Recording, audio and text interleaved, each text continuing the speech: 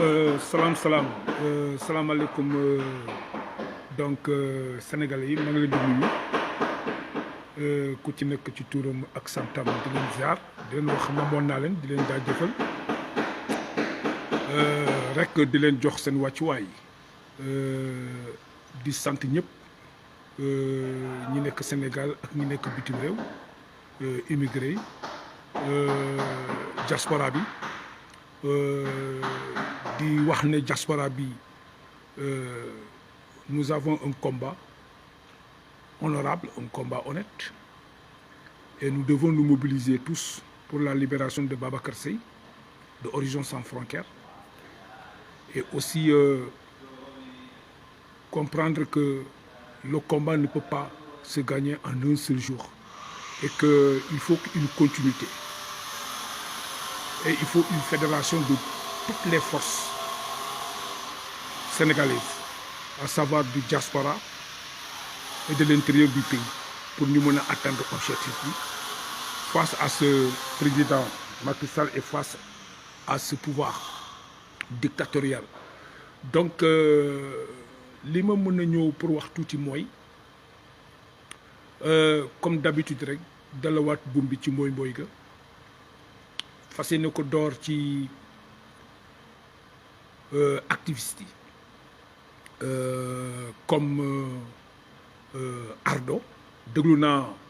Ardo religieusement déglu naa ko attentivement, mais je pense que Ardo ba léegi Ardo n'a pas compris aujourd'hui vraiment les tenants et les aboutissants de ces acteurs qui doivent mener le combat. Je crois que Ardo se trompe franchement, parce que boo dégluwee argument Ardo on dirait que moom il a ciblé un seul parti, il a ciblé un seul parti mooy Pastef dans ses arguments, il a ciblé un seul leader mooy kan mooy Ousmane Sonko. En conclusion, on se pose la question finalement Ardo de quoi il s'agit réellement, parce que c'est très important. Parce que yow Ardo soo waxee ni patriote amul Sénégal wala lii Pastef di def ak militant pastefiste du patriotisme, mais Ardo je me dis que dama bëgg nga dem jàngaat, man su ma amee lu may dëggal kon demal nga jàngaat, demal nga gestuwaat, va revoir tes leçons pour nga xam lan mooy patriotisme. Bu fekkee le combat que mène Pastef et Ousmane Sonko yow gisoo ci patriotisme, donc c'est pas l'appel Ardo que ngay toog pour waxal Sénégalais yi, ou bien ngay toog pour fas yéene porter un combat pour le peuple sénégalais. Un parti a besoin de militants pour exister. Un parti a besoin de se faire massifier. La massification est une arme pour un parti politique. Ousmane Sonko est un leader et il a un parti politique qui s'appelle Pastef, qu'il gère ensemble avec des citoyens sénégalais, des patriotes. Dans le cadre des objectifs du parti, il est de notre droit, nous les militants de Pastef, les patriotes de Pastef, de poser les jalons pour nous massifier sur une parti et de pouvoir porter le combat pour libérer ce peuple. Alors, Ardo, dans tes arguments, si toi tu penses que yow tu es le seul tu es la seule personne qui est patriote, mais pourquoi yow mënoo jóg yow Ardo, tu ne peux pas te lever dans ton patriotisme que tu te réclames nga jënd poser les vrais actes du patriotisme bi nga xam ne yow peut-être yow moom nga gis ni yow moom nga am te yeneen sénégalais yi comme yow amuñu ko, te yeneen sénégalais yooyu ñoo nekk Pastef les patriotes amuñu patriotisme boobu. Yow Ardo patriotisme boobu bi nga gisul ci ñoom mu ngi ci yow. Yow qu'est-ce que tu attends yow Ardo? Il faut être cohérent. Lan ngay xaar pour wàcc sur le terrain? Yow Ardo lan ngay xaar pour nga jënd dem ci société civile bi prendre ton bâton de pèlerin de patriotisme bi nga gëm ni yow moom yow rek yaa ko moom, yow rek yaa nekk ci loolu nga dox ko. Lu tax yow mënoo dox dem gis ñoom Y'en a marre yow lu tax munoo ànd ak yow Karim Xrum Xax comme yéen da ngeen foog ne yéen vous êtes plus patriotes que les Sénégalais que yéen vous êtes des guerriers vous portez le combat dans le sens positif plus que les citoyens sénégalais pourquoi yéen mun leen dem ngeen jël seen bâton de pèlerin vous allez rencontrer les autres organisations Frappe France Dégage aar lu ñu bokk Y'en a marre c'est des jeunes comme toi Ardo c'est des jeunes comme toi Abdou Karim ou bien vous n'avez pas l'audace yow Ardo ou bien vous n'avez pas l'audace d'aller poser le vrai débat vis-à-vis de ces jeunes-là qui sont dans des organisations comme Frappe France Dégage avec le Guy Marius Sagna mi ngay sànni xeer pour wax la entre parenthèses que je salue de passage que Guy Marius Sagna le combat qu'il a mené et ce qu'il a subi yow Ardo tu l'as même pas subi la moitié du quart donc gis nga cette malhonnêteté intellectuelle bi nga am yow Ardo cette malhonnêteté intellectuelle bi nga am il faut le garder pour toi les Sénégalais ne sont pas dupes yow mooy li ma la wax keroog rek yow benn sortie nga def Tivaouane ñu tàngal sa taat nga tëj sa jëmeñ c'est terminé yow sa patriotisme ngi benn combat nga engagé accidentellement la gendarmerie tàngal sa taat tu t'es retranché c'est fini tu restes dans ton salon pour jéem a poser un faux débat yow Ardo je te pose la question yow Ardo Ousmane Sonko le moment où Ousmane Sonko lançait l'appel au peuple sénégalais de sortir dans la rue le moment où Ousmane Sonko réclamait 1 million de Sénégalais dans la rue et que si jamais les Sénégalais sortent Macky Sall va reculer yow jamono boobu yow Ardo où est-ce que tu étais foo nekkoon fan nga nekkoon xanaa nekkoon Sénégal xanaa yow doo Sénégalais les manifestations à l'Obélisque les discours de Ousmane Sonko les vidéos sont là Ardo il faut être honnête c'est-à-dire malhonnêteté intellectuelle bi nga am baaxul tu ne peux pas gagner un combat avec ce comportement malhonnête Ardo nit day jub góor day wax dëgg di ñeme dëgg di wax dëgg Ousmane Sonko bu muy lancer l'appel à la population sénégalaise de sortir à la jeunesse de sortir ba mu leen ne arrêtez de rester assis dans vos salons croyant que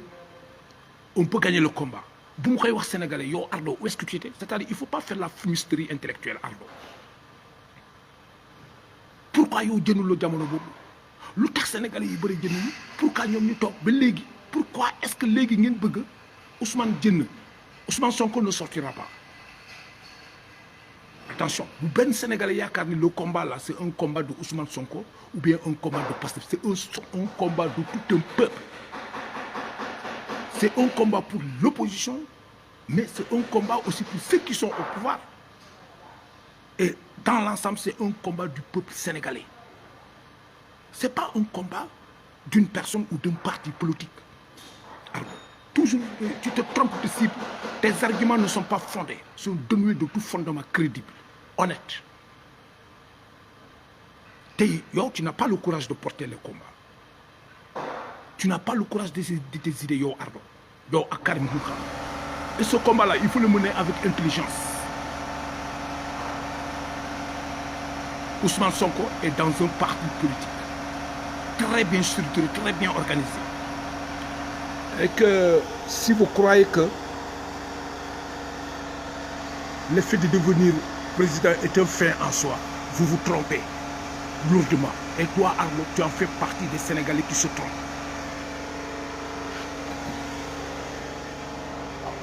Tu en fais partie des Sénégalais qui se trompent. Ce combat-là, c'est un combat de tout un peuple, de tout citoyen. Le patriotisme, c'est quoi? ma laaj la ko yow Ardo comme yow mi gëm ni yow rek yaay patriote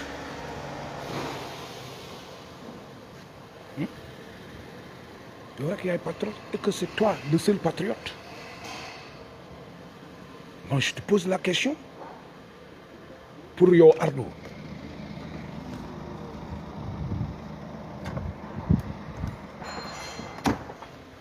Je te pose la question pour yow Ardo nga wax ñu lan mooy patriote. C'est-à-dire il faut arrêter de faire l'amalgame. Aujourd'hui la situation actuelle de ce pays-là, le Sénégal, interpelle tout fils du terroir, interpelle tout fils, tout Sénégalais. que ce soit l'opposition, la société civile, les ONG, les partis politiques, les associations de développement socio-économique, les ONG, nous, le combat là nous interpelle. Boulia Kane de Tok, toi, tu vas rester dans ton salon là, descendre à Aïcher, soi-disant, oui, Ousmane n'a pas intérêt à descendre sur le talib. Tu dis que Mohamed Ben Far Ardo. Dis que Cheikh Ousmane, bés bu nekkoon bu jotee pour xeex personnel am, si c'est son combat personnel, il va le porter et il ne sera pas seul du wéet ci xeexam. Ousmane Sonko du mus a wéet ci combat bu muy mené ah. Bu dee un combat personnel la dañ ko ciblé du wéet parce que am na ay mbokk Ousmane am na fu mu jógee am na ay mbokk et le message que nous on a lancé à ce pouvoir de Macky Sall et à soi-disant une justice de Macky Sall dégg nañ ko l'appel de Bessir c'est pas tombé dans l'oreille d'un sourd. Le pouvoir a compris les teneurs de cet appel. Si c'est un combat personnel pour Ousmane, nous sommes prêts, la Casamance est prêt à porter ce combat. Et nous savons que Macky Sall, il sait que nous sommes prêts jusqu'à y laisser notre vie. Parce que xeex bi du yomb Ardo. Parce que bu xeex bi jotee bu keroog nga gis dañuy simmi mbubu l'islam sànni ko fële te barke Nabil Moustapha bu keroog Sénégalais yëpp gis dëgg te yàlla tax ñun ragal ñu jàkkaarloog régime Macky Sall bi de on n'a pas peur mais li ñu bañ mooy injustice. Le message de la Casamance est clair par rapport aux enfants de la Casamance. Pour ce pouvoir de Macky Sall. On ne peut pas bloquer la région pendant 8 ans et après revenir pour faire la chasse aux enfants, aux fils de cette région naturelle de la Casamance. Quiconque le fera nous retrouvera sur son chemin. Et la bataille ne sera pas administrative. C'est une bataille mystique, c'est net et clair. Nous sommes dafa leer nëbbuwuñu, on ne s'est pas caché. te bés bu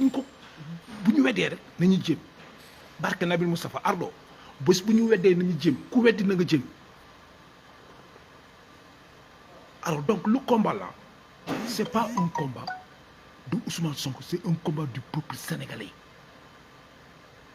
C'est le peuple qui doit porter son combat. Alors si le peuple sénégalais démissionne, c'est son affaire. Si le peuple sénégalais démissionne, c'est son affaire. Aujourd'hui, nous avons des partis politiques de l'opposition qui sont hypocrites. Ay naafeq lañu du ñu wax dëgg bu bëccëgee ñu guddi ñi dem raam jàkkaarloo ko Macky Sall ñu ngi ci biir opposition bi fii Ardo. Des leaders d'opposition qui ont un double manteau, double visage, qui ne sont pas honnêtes. Sénégalais yi xam nañ ko Ousmane Sonko xam na loolu yow Ardo xam nga loolu. Donc il faut arrêter de tympaniser les gens sur ay patriotisme. Yow tu n'es pas un patriote parce que su fekkee yow toi tu es un patriote yow Ardo da ngay poser ay jalons yi tax ñu ne le patriote tu poses des actes concrets qui montrent que toi tu es un patriote. Mais c'est facile, tu sors, on te casse la gueule, la police te casse la gueule, la gendarmerie, tu rentres chez toi, tu restes dans tes salons pour dire me critiquer des gens qui se sont osés porter le combat. Mais c'est malhonnête. C'est malhonnête. Wow. Tu es très malhonnête. Wow. Alors, le combat là, opposition, comme parti au pouvoir, les Sénégalais qui sont dans l'opposition, les Sénégalais qui sont au parti au pouvoir, certains militants qui sont de l'opposition et du parti au pouvoir. Xam nga ñi nga xam ne ñooy dund coono bi di dund métit bi te xam fi dëgg nekk te yàlla tax seen xeex la xeex bi du xeexu opposition rek même parti au pouvoir. Aujourd'hui il y a des mécontents. Il y a certains leaders qui sont de Benno Bokk Yaakaar qui sont des mécontents. Mais lan moo leen fa teg seen intérêt bopp mooy xaalis bi xam nañu ne pasar la ñuy pasar xaalis bi réew mi. Donc sooy jënd yow toi Ardo di wax yow ak Karim wax xun xaax dafay fekk nga ne fa balaa nga ne naam ne fa man ñun Sénégalais yi gisuñu dara li ngeen fi woon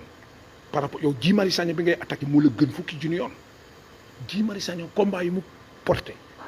Guy Marius Sagna combien de fois ñu ngi ko tëj prison Guy Marius Sagna lu mu daj ci Sénégalais ak défendre intérêt Sénégalais yow Ardo est-ce que yow def nga ko tu l'as pas fait yow kañ nga commencé coow sa Tiwaawan boobu nga commencé coow te Tiwaawan bi nga nekk amul benn solution bi nga andi amul benn problème bi nga solutionné yow Ardo il faut ngeen respecter sénégalais yi quoi yéen vous n'êtes pas intelligent vous n'êtes pas plus intelligent que Sénégal mënoo dox ci maayanu sénégalais yi amuloo fit porter sa combat amuloo fit jënd amuloo fit organiser benn marche yow Ardo yow sa combat bi Tivaouane boobu la am te Tivaouane boobu amul benn résultat bi nga andi Ardo quel est le résultat que tu as amené dans ton combat à Tivaouane mais il faut arrêter cette malhonnêteté intellectuelle là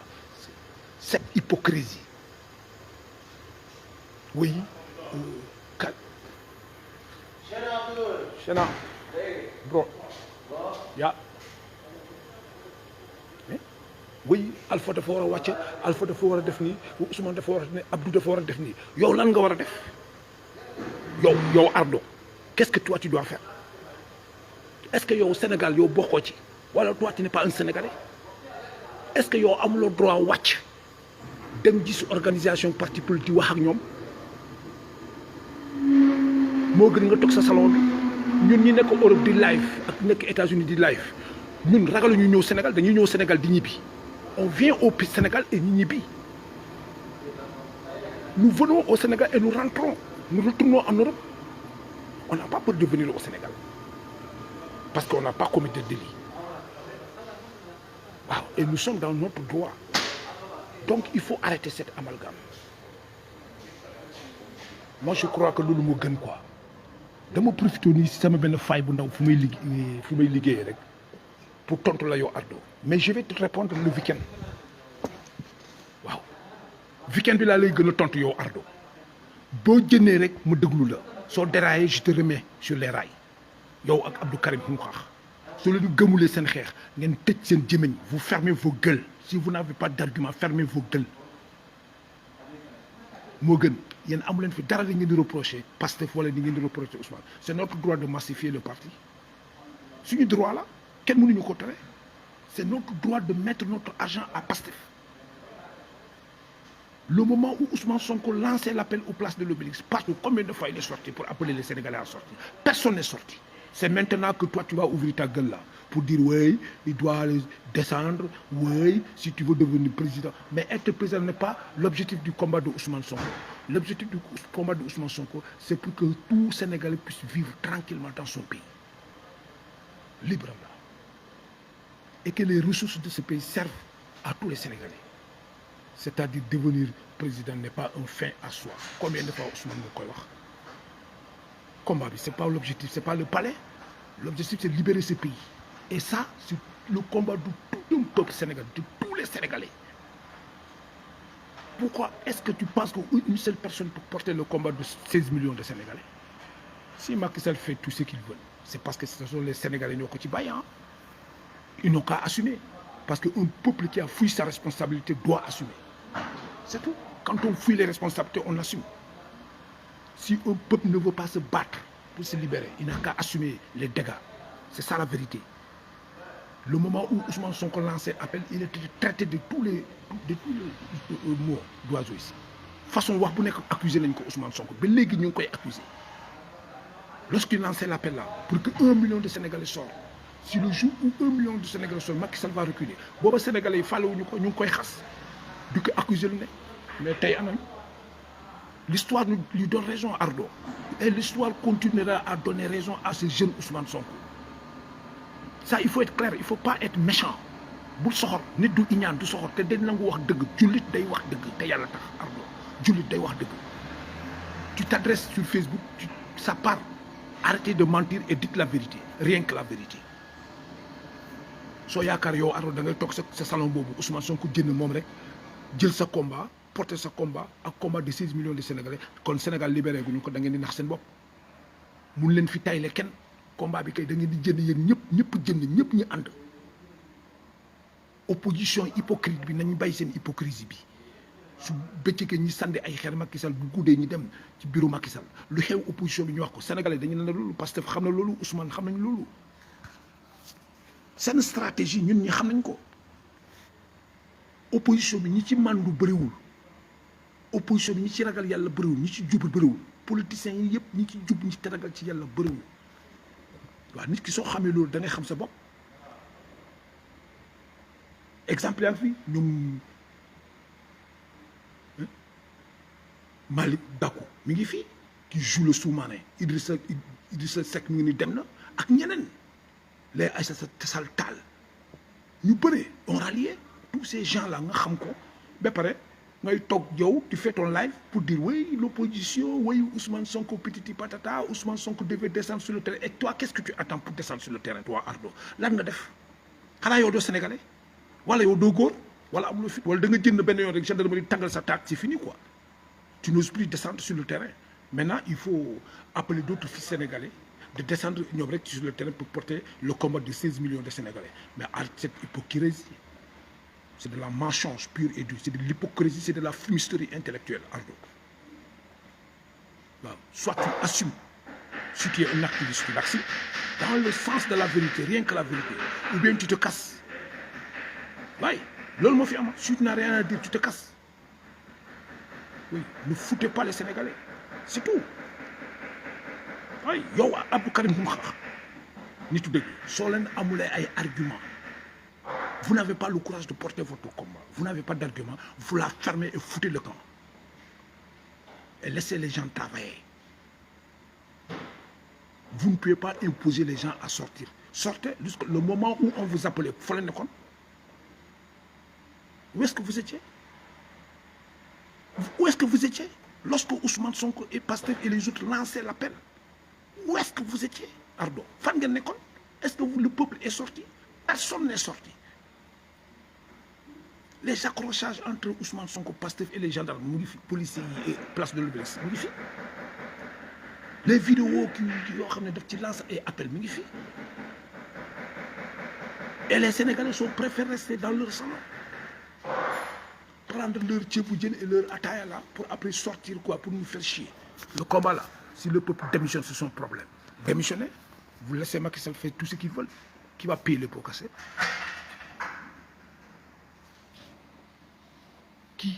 qui va payer les pots cassés c'est le peuple qui va subir hein